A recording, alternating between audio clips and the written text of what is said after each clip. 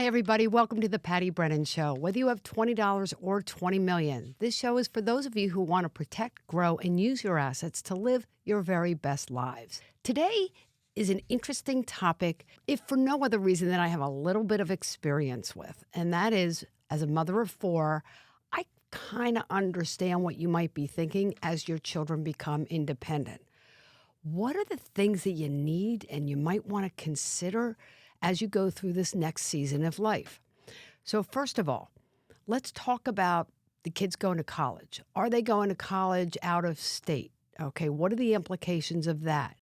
You know, they're 18 years old or older. They're adults now. You've heard me say this before. I'm going to harp on the subject. Make sure that the kids have health care and financial powers of attorney, because if something happened to them, they're adults. The hospital is subject to HIPAA. They're not going to be able to give you information, and you're not going to be able to authorize brain surgery, as was the case in my situation. So financial powers of attorney, probably not as important because they may not have significant assets yet, but the healthcare power of attorney is really important. And by the way, back to the financial, remember, financial powers of attorney are relevant for our college kids, but also once they're launched and they've got these great jobs and they accumulate 401ks. If they are single, again, you can't help because they're over the age of 18. So those are a couple of tidbits to consider even before they are graduating from college. The health insurance issue is also going to be there for them and for you. If they're under the age of 26, does it make sense to keep them on yours if you have health care insurance? Or if they've got a job, do you want to make them independent and start having them pay for their own health care insurance? There may be pros and cons to both. Usually pros for you because it's going to cost you less money. And it might also be a pro for the kids because, again, you want to empower them. You want to give them a sense of what it's like to be an adult. I remember when Kelly graduated from St. Joe's, she really didn't have any money and couldn't afford to get an apartment on her own, so she lived at home. And what she did was she took a portion of her paycheck from her first job and she set it aside as if she was paying rent. That gave her a great emergency fund so that when she did move out, she had money, A, for the deposit, and B, she had that cushion so that she knew that she could pay the rent, and she had her boundaries. She knew what she could and couldn't afford.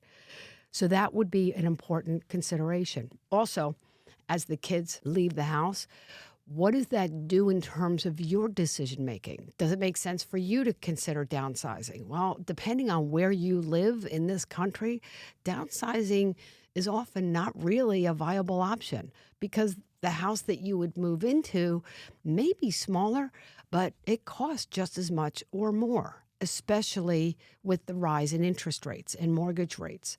So those are considerations. Also, I think that what I've learned is that a lot of parents don't always anticipate that even though the kids may be in their first job, chances are, they're going to need a little bit of help. And again, it depends on each child. It depends on what they're doing, et cetera.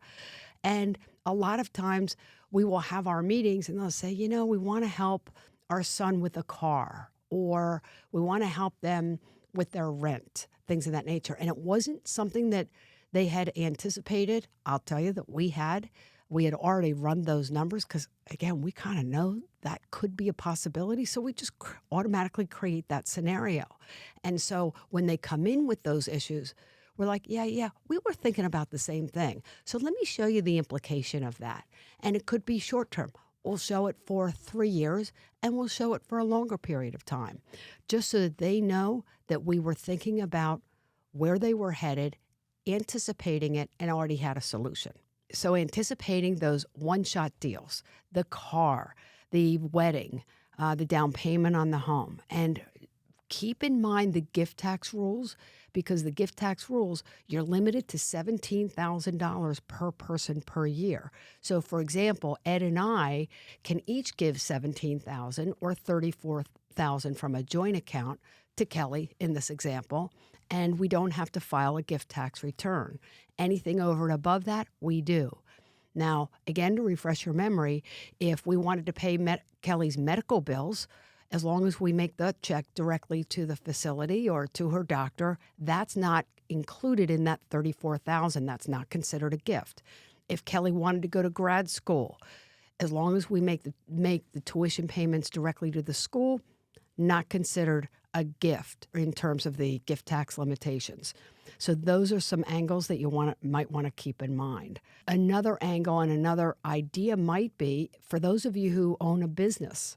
If your child lives near your business and you might be inclined to give them a second job, put them on your payroll, especially if they're not working.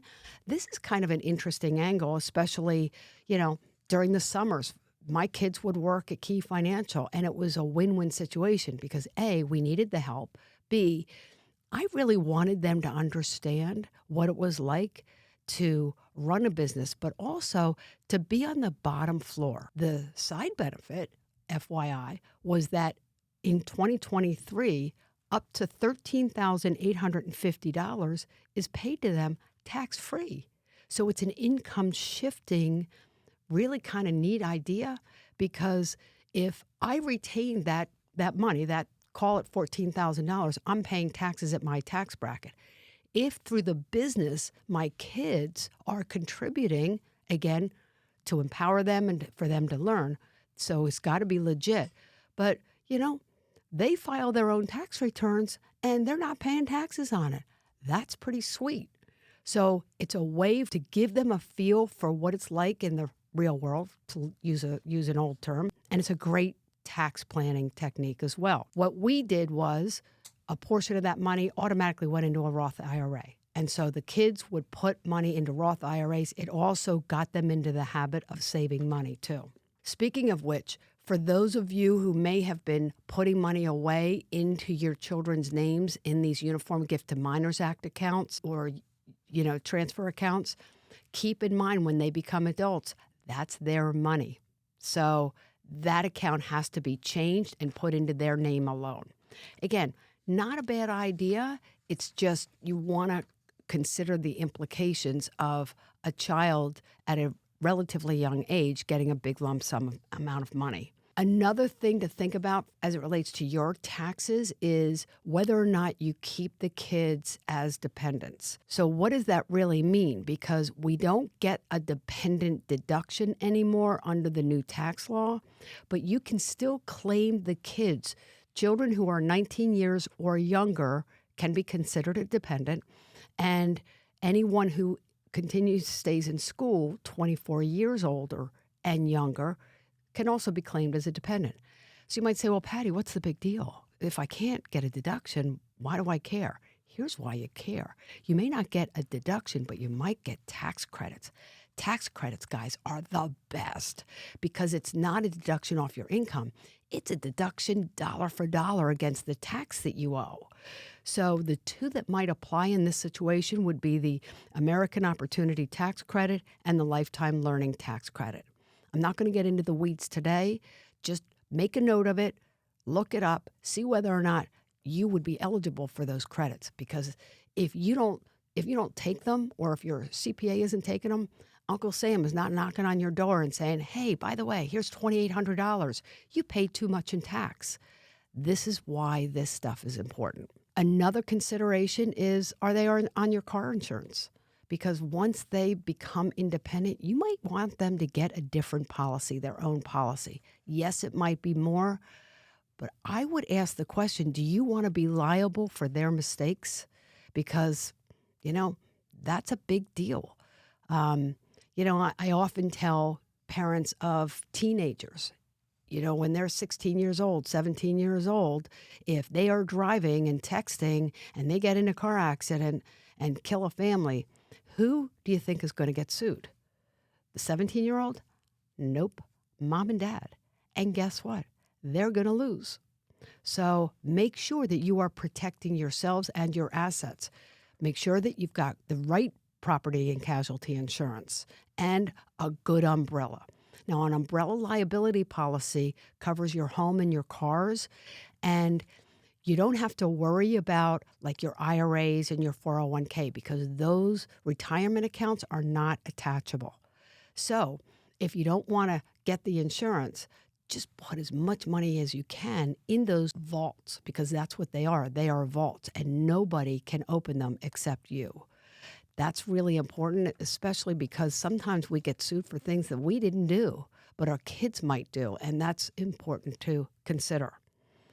The other thing to think about is what are you currently paying for that you may not need anymore? For example, do you need the amount of life insurance that you got when the kids were little?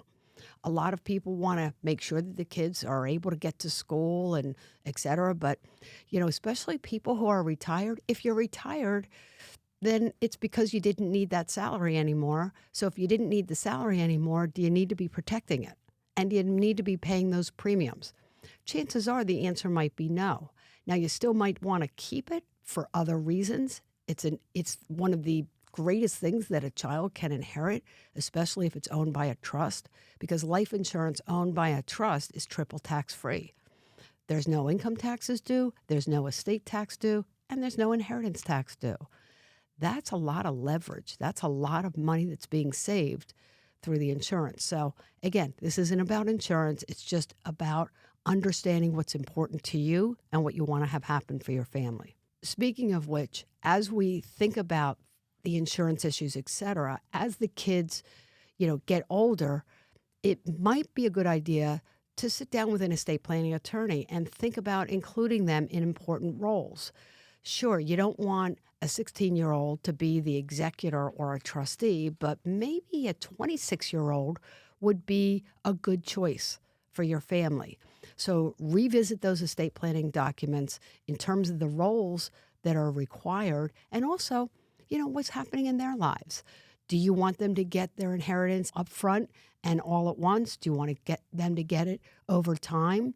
So those are the conversations that we have on an ongoing basis with our clients, and it doesn't mean that anything gets changed. It's just that we've had the conversation. Last but not least are those 529 plans. A lot of times we're using the last dollar in that last semester. Sometimes there's money left over. What are you going to do with that? So as you hopefully know, if you have a 529 plan, that can be transferred to a sibling or a cousin completely tax-free. Up to $35,000 can be transferred into a Roth IRA for that child. That's pretty sweet. Now, the caveat to that is the 529 plan had to be in existence for 10 years or longer. So for you, those of you who might have young children, just set up a 529 plan. Just put $100 in it. Start that clock, because that can really pay off over time. So those are a couple of the issues that we think about. There's so many more as our children are growing and getting launched. And if you have any questions on this or any other subject, go to our website at keyfinancialinc.com. There's a lot of podcasts on different areas. And if you have a question that isn't being answered on the website, write in a question. That's what we're here for. We're here to help you and everyone in our community. We appreciate you more than you're ever going to know, because these podcasts are thanks to the feedback that we've gotten over the years. So thank you for sharing them as much as you do. It's amazing the number of people come up to me and say, "Oh, I saw that podcast on long-term care. That really came in handy. I appreciate knowing you guys now have a resource center." That's really cool, because otherwise, if you hadn't shared it, that person wouldn't have known about it. So I thank you. I thank you for your time. Thank you for your attention. I'm Patty Brennan from Key Financial, and I hope you have a fantastic day.